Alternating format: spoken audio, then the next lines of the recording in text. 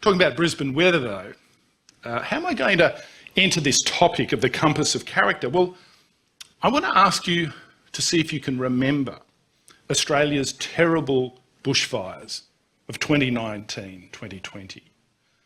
I'm told that they turned the skies red here in New Zealand. They turned things red in Australia. In my country, aside from putting huge areas to the torch, they also revealed the best and the worst in people. While there were many inspiring stories of tremendous courage, resourcefulness and generosity, there was also a lot of carping, squabbling and scapegoating. How we respond to extreme situations like bushfires says a lot about our character, both individually and collectively. Character has to do with a person's ethical disposition.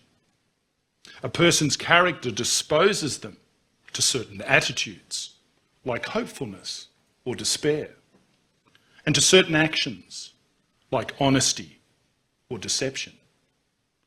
A person of good character has virtuous character traits, like generosity, courage, temperance, integrity, prudence, and justice. Your character, when shaped by your conscience, orients your attitudes and shapes your habits, which will be good or bad, depending on the strength of your character. If you have good character, you will be oriented towards the good and the right. Your internal compass will reliably point you towards true north, despite pressure to do otherwise, or obstacles that might make others veer off course. There have been metaphoric bushfires in both our countries and around the world that have elicited responses demonstrating both poor and exemplary character. Think of COVID, the ensuing anguish, anger, polarisation. Think of the economic downturn, the rise in crime. Such times test our character and our ability to respond. After the Australian bushfires, amidst the recriminations, many varied solutions were proposed. More action on climate change, fewer restrictions on hazard reduction, more education so that members of the community can better understand the nature of bushfires and what needs to be done to reduce their prevalence and severity. They also recommended improved surveillance and policing focused on the prevention and detection of arson, which tragically causes a lot of bushfires, would you believe? But none of these recommendations or ideas are especially new. After the catastrophic Black Sunday fires of 2009, which took 173 lives, the Victorian government initiated an inquiry which delivered 67 recommendations, calling for improved policies, revised legislative frameworks, and better public education. Similar inquiries with their own suite of recommendations came in the wake of the horrific fires of 2019-2020. These sorts of recommendations all make sense, and I don't intend to address them specifically. Rather, I want to draw attention to a particular quality that they have in common.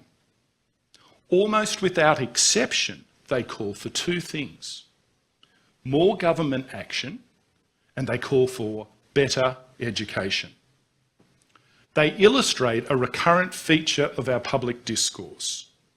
When calamity strikes, the best and only solutions we can imagine are more laws and better education. We turn to law whenever we say the government must do something, by undertaking an inquiry, enacting a law, appointing a regulator, and spending money on the problem. And we turn to education when we say that what is needed is more teachers, improved training, better resources, more funding, some sort of advertising campaign, and so on.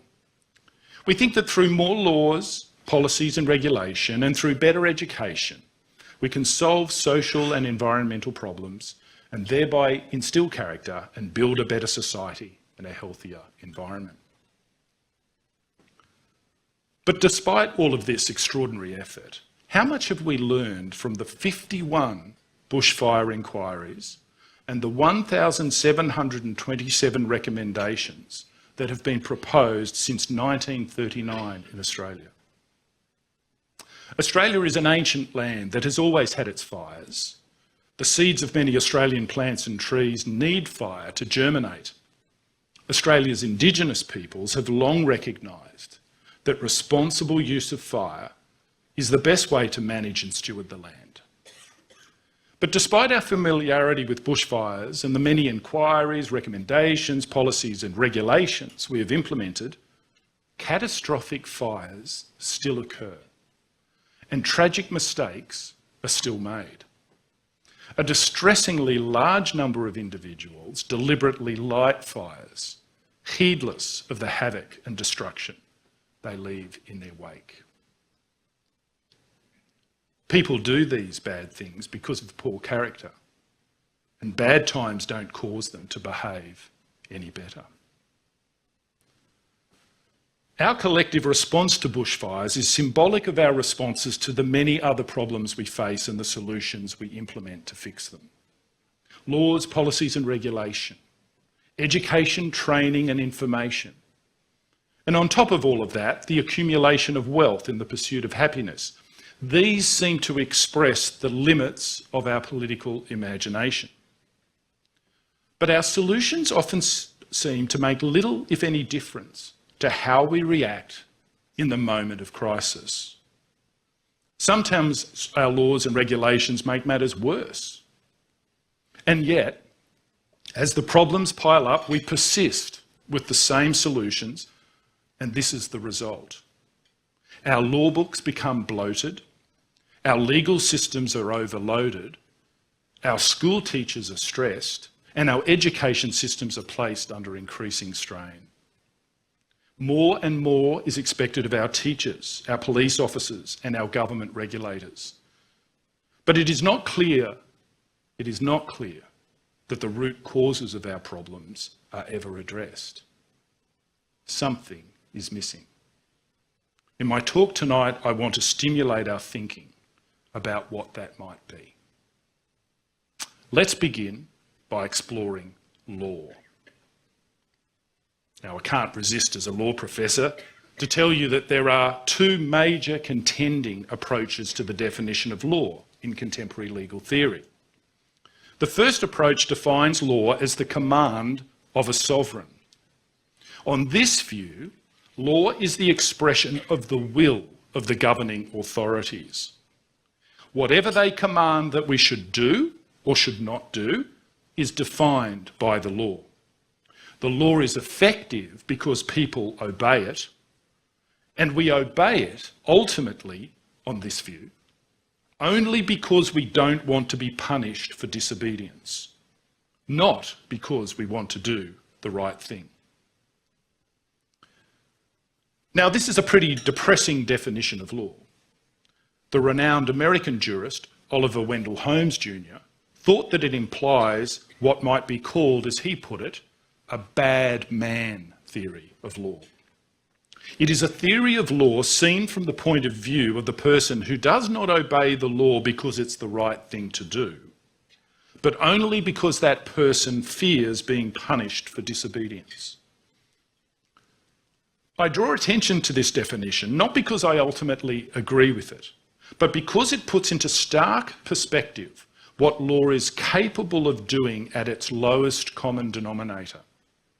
Law places a restraint on bad people. Or perhaps more accurately, if we were honest, law places a restraint on us all, recognising that in some sense we are all bad people. We are all capable of doing bad things. Viewed from this perspective, law is inherently limited in what it can achieve. And yet, as Jonathan Sumption, a former Justice of the UK Supreme Court, has observed, we live in an age of, and I quote, unbounded confidence in the value and efficacy of law as an engine of social and moral improvement. Our confidence in law leads us to believe that enacting statutes and issuing regulations will help us to make people better and achieve an ideal society. As a result, we manufacture more and more laws. Take Australia as an example. Michael McHugh, a former Justice of the High Court of Australia, has observed that while in 1973 the Australian Parliament enacted just 1,624 pages of statutes, in 1991, less than 2 decades later, that had quadrupled to 6,905 pages. According to another study, in the first decade after Federation, the Australian Parliament enacted a total of around 1,000 pages of legislation, that's all. However, in the decade of the 1990s, the total was over 54,000 pages of acts. Yet another recent study has estimated for every page of legislation, the 54,000 pages, there are another 8 pages of government agency documentation. So if we can extrapolate, that comes to something like, and wait for it, 486,000 pages of laws, regulations and policies. That's a lot of editions of War and Peace to read, isn't it? Indeed, if you find it hard to believe, just read the Australian Income Tax Assessment Act. All 11 thick volumes of it. No lawyer or accountant can really keep up with it, and nor, of course, can the ordinary citizen. So can this sort of law provide us with a compass for our character? Well, yes, to a certain extent it can, but we need to be aware of its limitations. This sort of law is better at telling us what not to do and not so good at telling us what we should positively do. And even when it tells us what to do, it's not very good at motivating us to do it, because all it can do is punish us when we fail to comply. It can therefore motivate us not to fail, but it cannot motivate us to succeed. Our governments do sometimes reward us for doing good, for a lifetime of service to the community, for example. But notice that these rewards are almost always honorary. We recognise that while it is good to praise and honour those who do good, there is something not quite right about giving heroes material or financial rewards for their heroic deeds. And remember, law has not much, if anything, to do with those heroic deeds. But when we forget the fundamental limitations that are inherent in law, when we try to use the law to make people be good and do positive things, we can only use the tools that the law provides. And these tools are, by their nature, essentially negative, not positive. And so we get a very strange result. We compile laws upon laws which prescribe exactly what must be done and what must not be done in ever-increasing detail, restricting our freedom of movement, stifling our creativity, and all too often frustrating our ability to get on with things and get them done. Incidentally, this multiplication of laws reminds me of another thing we like to accumulate: our material resources, our money. Across the globe, despite what you might think, most peoples have experienced significant improvements in material well-being over the long term, measured not only in economic terms, but also in terms of health and life expectancy. Yet, this has been accompanied by continued inequality, which has increased in recent decades. But in absolute terms, most of the peoples of the world are much better off materially than they were a century ago. However, like the proliferation of laws, it is not clear that the accumulation of wealth is correlated with integral human welfare. Other components of well-being, such as friendship and love, good mental health, and a sense of purpose, seem to be more closely associated with happiness and contentment than mere wealth. Character isn't happiness, but the annals of literature are filled with wealthy people who lack character and are unhappy. It seems that the multiplication of laws and the accumulation of wealth are not the key to a fulfilled life and a healthy community. So perhaps we need to rethink our attitudes to money and also to law as pathways to the good life. Now, I said that there were two approaches to the definition of law. The second definition is very different. It maintains that morality and justice are intrinsic to the very nature of law. Law is not merely the command of a sovereign. As St. Augustine pointed out long ago, an unjust law would seem to be no law at all. On this view, our understanding of the nature, function, and effectiveness of law will not altogether depend on the crabbed and miserly attitudes, remember, of the bad man, who only does exactly what the law requires and not an iota more. Because morality and justice are inherent in the nature of law, the law itself identifies the good purposes it seeks to achieve.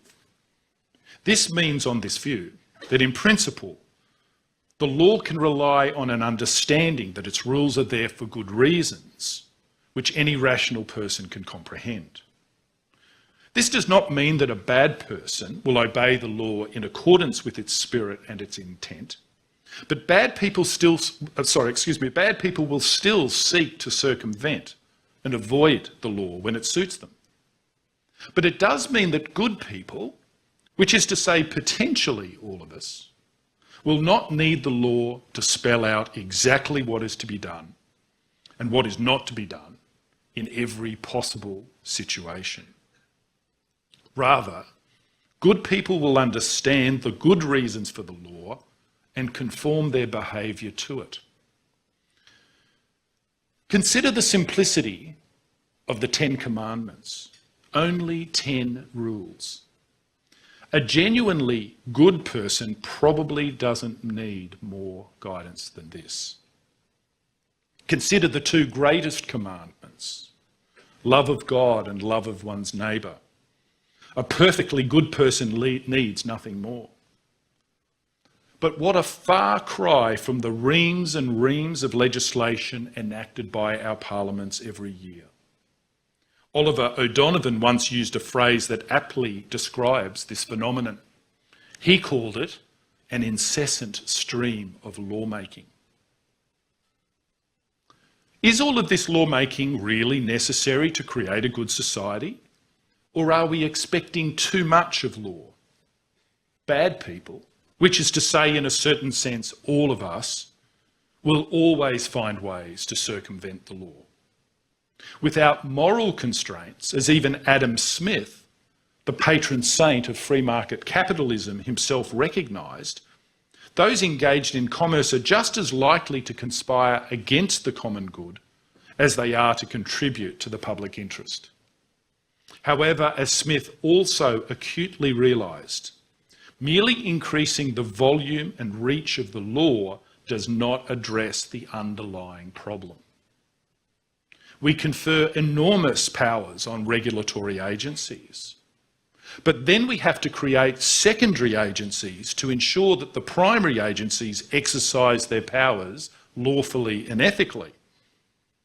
And when those secondary agencies themselves are found to have engaged in misconduct, we see how we are failing to address the underlying problem. And through all of this, the weight of law and regulation places a burden on good people that often gets in the way of their efforts to do good things. And so we realise as a society that we would be better off if we could only generate good, or at least better people. And so, in our social imagination, the most obvious instrument to achieve this is education. So let's turn to education now. And again, let's consider two views. The first view of education sees it primarily concerned with the transmission of knowledge and the development of skills. This is a pragmatic view of education. The goal is to fill children's heads with facts and equip their hands with practical skills. Now, it's not as if this vocational orientation doesn't have its advantages.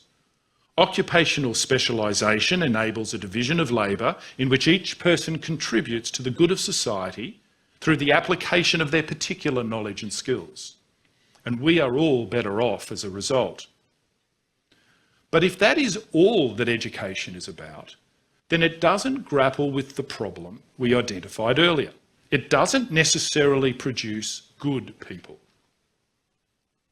It merely produces people who are clever and skillful. Being clever and skillful is good as long as it is accompanied by good character. Without good character, being clever and skillful can be downright dangerous. Now, this problem runs very deep. Take this commonplace belief. The better educated you are, the more intelligent you are, the more likely you are to form your views on the basis of well-established evidence and careful lines of reasoning. And consider also the corollary. The more ignorant, the less intelligent, the more poorly educated you are, the more likely you are to be driven by emotion, prejudice, superstition, or dogma. These are widely held views. However, the cognitive and behavioural science literature suggests that this commonplace view is simply not the case. Rather, as one author who was summarising this literature put it, those who are highly educated, intelligent, or rhetorically skilled tend to be significantly less likely than most to revise their beliefs or adjust their positions when confronted with evidence or arguments that contradict their prior commitments. This is a curious, even shocking finding. What could possibly explain it? One plausible explanation is this. Clever, well-educated people are better skilled at responding to uncomfortable facts and challenging arguments. Such people are able to apply their highly refined critical abilities to scrutinise others and their beliefs, rather than themselves and their own beliefs. This is something that particularly applies to academics like me. Despite all of our critical abilities, it seems that we academics tend to be more ideological, more ideologically rigid, and more ideologically extreme in our beliefs. The literature also suggests that we are more likely to form our positions on issues and then change our positions based on one-sided partisan cues of what we're supposed to think based on our political allegiance, to the left or to the right. It's not a very flattering self-portrait, is it? What could possibly be done about it? Perhaps the answer lies in better education.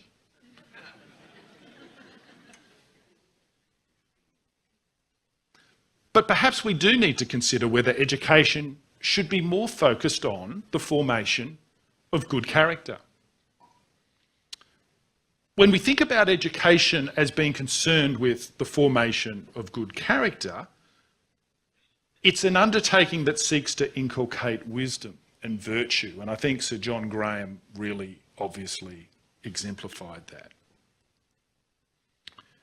When it is focused in this way, it's about inculcating qualities of honesty, integrity, courage, self-discipline and generosity, and not thinking about your girlfriend when you're on the rugby paddock. It also involves the development of intellectual virtues such as curiosity, attentiveness and perseverance. As one very learned scholar said of Socrates, the great Greek philosopher, For Socrates, education is not the cultivation of certain branches of knowledge. The real essence of education is that it enables men to reach the true aim of their lives, which is the development of character. True education on this view is about the pursuit of the good, the true, and the beautiful. It's about the care and perfection of the soul. It means deliberately moulding human character in accordance with an ideal. A recent report initiated by the New South Wales government has underscored the importance of character in education. The report observes that there has been a decline in institutions in society, such as the family, and we could add the church, that once played a key role in developing character. In this context, submissions to the review proposed that there should be a focus on building character in the schools, and that the development of personal attributes, including students' mindsets, values, attitudes and dispositions, are among the most important outcomes of the education process. The submissions argued that the building of character requires, and I quote, the development of moral and ethical understanding and the ability to make judgments of value and worth, to know the difference between right and wrong, and to make ethical decisions for the common good. Now, this is, of course, all sounds very good, but notice the language. The key attributes we need to instill in our students is said to be more knowledge, deeper understanding, and greater discernment. But is that quite right? Plato taught that this kind of education, an education for character, requires, as he put it, a conversion of the soul. Our minds, he said, need to be redirected from their preoccupation with mere appearances to an understanding of the deeper underlying reality of things. Only when this happens, he taught, can our souls be oriented rightly. That which is good, beautiful and true functions then like a magnetic north pole, attracting the compass of our conscience towards that which is good and away from that which is bad. But then a critical question arises. In what does this conversion really consist? For Plato and Socrates, the reorientation comes from knowledge. Knowledge is the solution to our problems because our essential defect is ignorance, and our salvation lies in enlightenment. No one on this view willingly does what is evil. A lot of modern education is premised on this idea. We think that if we give children more knowledge and better understanding, they will embrace what is good and pursue it. But is this true to reality? Think again of that class of people who are the most educated in our society. People with PhDs who hold academic positions at universities and give Sir John Graham lectures. Do these people live in a manner that is more virtuous than the less well-educated? Call me a cynic, but I'm not so sure. Indeed, it's quite possible that these people are more inclined to overestimate their virtues and underestimate their vices. And so this brings me, and we're getting close to wrapping, to what I call, and calling in this lecture, religion. What is it? The High Court of Australia defines religion in terms of three primary elements. Firstly, belief in a supernatural being, thing or principle. Secondly, acceptance of canons of conduct that give effect to that belief.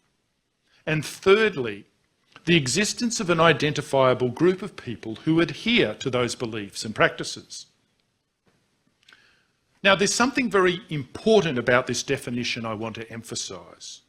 Notice again that this definition comes close to treating religion as if it ultimately boils down to a special kind of education instruction in a set of beliefs, and a special kind of law, adherence to particular canons or rules of conduct. What happens to religion when we define it in this way? One benefit is that it offers an inclusive definition that embraces virtually everything that we want to regard as religious, including largely non-theistic religions like Buddhism and highly commercialised religions like Scientology.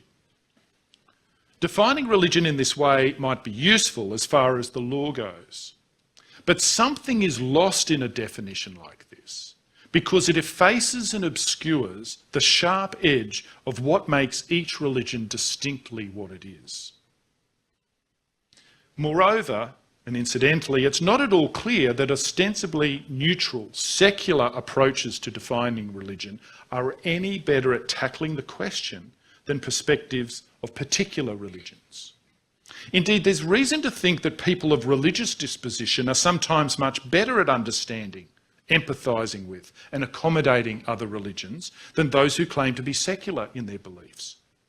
A recent exhaustive international study by Professor Jonathan Fox of the University of Bar Ilan in Israel has shown that, contrary to expectation, Western democracies like ours, despite their secularism, engage in more government-based religious discrimination than many countries of Asia, Sub-Saharan Africa and Latin America, particularly many of the Christian majority countries of those regions. That's a startling finding. A better definition of religion might be based on what faith does. Socrates and Plato, as we've seen, recognised that the development of good character requires a conversion of the soul. But they also thought that our central problem to be a deficiency of the mind, not a defect of the will. However, St. Augustine begged to differ. He rejected Plato's teaching on this point, that the human soul is naturally moved towards the good. Our underlying disorder, he said, is not ignorance, but an inclination to self-justification. A tendency to judge others more harshly than we judge ourselves. To see the small speck in our neighbour's eye while ignoring the plank in our own. Augustine believed that human pride is our fundamental problem and that humility must be the first and essential step towards our moral improvement. This is a disturbing teaching. Religion in this sense goes further than mere education because it puts us in relationship with a personal ideal which forces us to be humble and to ask deep questions about our motivations. It forces us to self-examination. It scrutinises our inner thoughts and our hidden desires. And following this self-examination, it challenges us to confess and to repent. And not just to confess the truth about our outward actions and behaviours, but to repent of our darkest inward thoughts and our deepest motivating desires.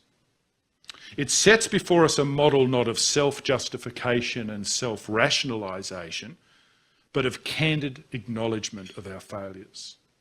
It presses us to admit that we are in need of forgiveness and that we need to forgive one another. And in this way, through deep self-examination, it sharpens our conscience and reorients our entire character. Slowly, all too slowly, but surely and relentlessly. Religion, understood in this way, is not simply a system of beliefs and practices. It is a conversion of the soul. The conversion of the soul involves a humble relationship with a person and an ideal, which is able to do what law and education and material wealth cannot. It reorients our will and it grounds our character. And so, in conclusion, What then are the proper roles of law, education, commerce and religion in generating character and thus good societies? It's beyond doubt that good laws, universal education and growing economies have made important contributions to human well-being. It is better to live in a well-ordered society where crime and corruption are kept under control. It's better to live in a well-educated society in which human knowledge is being expanded and put to good work. It is better to live in a prosperous society where basic human needs are met and everyone has the opportunity to live a fulfilled and satisfying life. But these on their own are insufficient because they don't fully address where good character, which is the essential foundation of a truly good society, comes from. Augustine's prayer book offers a powerful insight into what this means in practice. It is difficult to read and meditate on this work without being forced into self-examination as one reflects on one's failings. Vanity, arrogance, snobbery, resentment, envy, malice. And those are just in the section for constitutional law professors. Actually, the list goes on. Ruthlessness, domination, avarice, gluttony, cruelty. These vices can only be addressed in the subterranean recesses of our hearts. It is only in facing up to our vices and in reorienting ourselves to the virtues that the deepest sources of a good life and a good society are to be found. But hang on, you might say. What about those who have no religious faith? What about those who haven't undergone the soul conversion I'm talking about? Well, the argument remains relevant in the wider historical context of who we are. In an important essay, contemporary German political philosopher and professing atheist Jürgen Habermas recently acknowledged that something is missing in the prevailing social imaginary of the modern secular West. Habermas proposes that Enlightenment reason is becoming aware of, and I quote, a defeatism lurking within it, which is threatening to spin out of control. Although not a religious believer himself, he suggests that religion is an unexhaustible force that can awaken an awareness of what is missing, of what cries out to heaven. His point is that for all its achievements, the modern secular state cannot, from its own resources, arouse in its citizens the sense of solidarity needed to motivate them to act for the common good. Elsewhere, Habermas has acknowledged that not only did our modern respect for human rights and human dignity emerge in the context of a Christian civilization, but that these ideals are a direct legacy of, and I quote, the Judaic ethic of justice and the Christian ethic of love. Even more startlingly, he emphasised that for all the rational and critical reflection on human rights that has occurred in the modern West, there remains, and these are his words, no alternative source for these, our deepest convictions about human dignity. We must continue to draw sustenance, he said, from this substance. Everything else is idle postmodern talk. Ernst Wolfgang Borckenford, another German professor, this time also a very distinguished judge of the German Constitutional Court, makes a similar point. While the modern liberal state, he says, offers its citizens important liberties, it can only survive if the freedom it grants its citizens is regulated from within, out of the moral substance of the individual.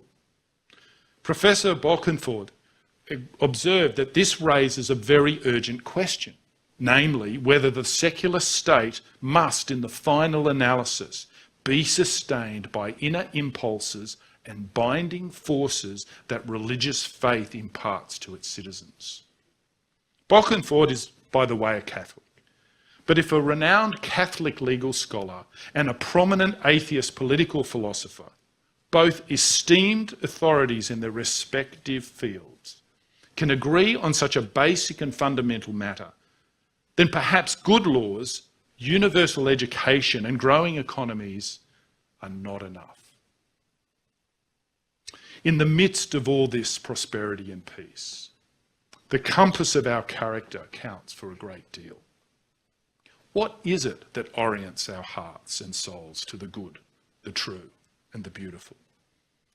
Law cannot do it on its own because its sanctions are essentially negative and punitive. The economy cannot do it because its benefits are essentially material, not spiritual.